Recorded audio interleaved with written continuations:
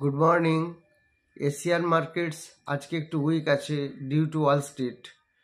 সমস্ত Asian মার্কেটই negative ট্রেন্ডে খুলেছে।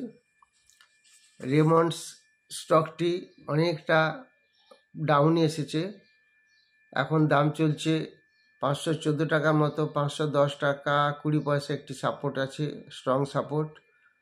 এবং এমআইসি ইলেকট্রনিক্স এখন 47 টাকা দাম চলছে, এটা 46 টাকা 30 পয়সা একটা সাপোর্ট জোন আছে।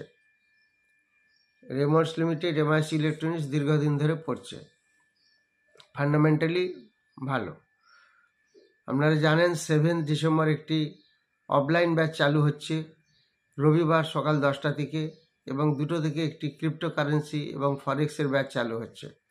যারা ইন্টারেস্টেড তারা হোয়াটসঅ্যাপে যোগাযোগ করবেন, এবং আপনারা এখন ফেসবুক এবং ইনস্টাগ্রামেও পেয়ে যাবেন এই মেসেজগুলি।